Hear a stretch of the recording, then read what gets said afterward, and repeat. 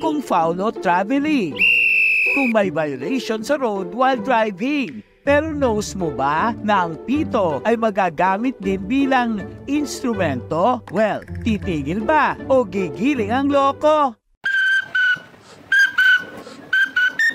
Hello, galog! Ako nga pala si Agapito Pagong, ang whistleband ng Dasmariñas, Cavite! Meet Agapito, ang hari ng mga pito. Di isa o dalawa, kundi sangkatutakang silbato. Di ka mababato, dahil mapapagiling ka ng todo. Galaw-galaw everyone, para iwas rupok ng buto-buto. Everybody! Hey people, stop and look!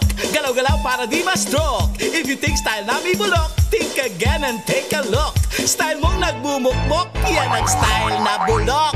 Galaw-galaw para di ma-stroke, galaw-galaw para di matigok.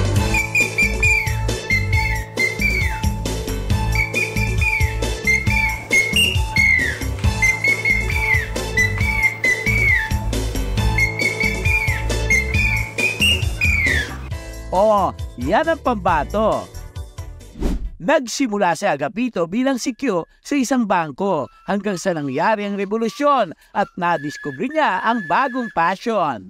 Nung nag-uso na yung rally nung 1983, pag tumugtog ako ng bayan ko, kinukuyog ako ng mga tao, hindi para bugbugin, kundi binubuhat nila ako. Tuwan-tuwa sila sa ginagawa ko, yung pagpipito ng bayan ko.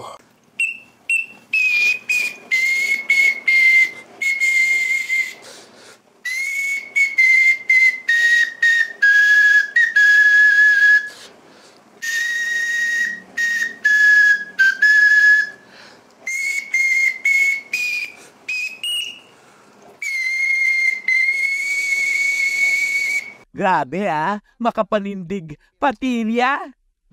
Simula nang makilala ay umapaw na ang blessings kay Agapito. Di mabilang na awards at album pa na solo. Naka-duty ako noon sa parking. Basta nagpa-atras ako na may tuno, Christmas song.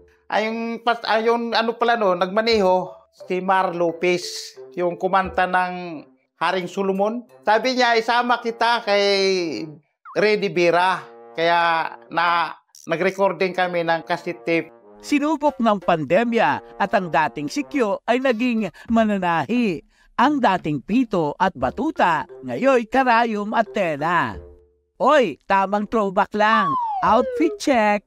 Naku, parang paputok na ang damit. Sa 4 na dekadang pagbibigay saya, patuloy pa rin ang suporta ng kanyang asawa. Magkapit baryo lang kasi kami doon sa Leyte. Tapos nakakilala kami sa sayawan. Yun na. Wow! Ang sweet! Habang buhay pa ako, kumbaga, kung gusto pa niya, susuportahan ko siya. Ganun lang.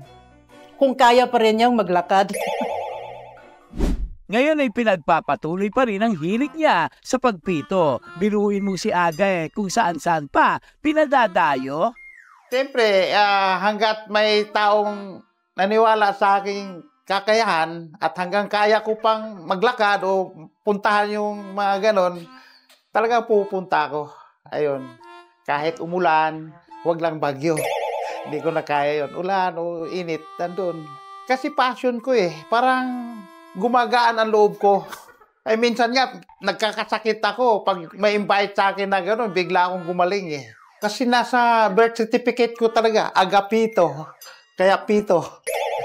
Agapito, nakatadhana kang humawak ng silbato at ang iyong kampyonato ay ang sayang na ibibigay sa napakaraming tao. Kaya ipagpatuloy mo ang pagsaliw sa iyong kakaibang musika dahil ikaw ang nag-iisang whistleman, lumipas man ang ilan pang dekada.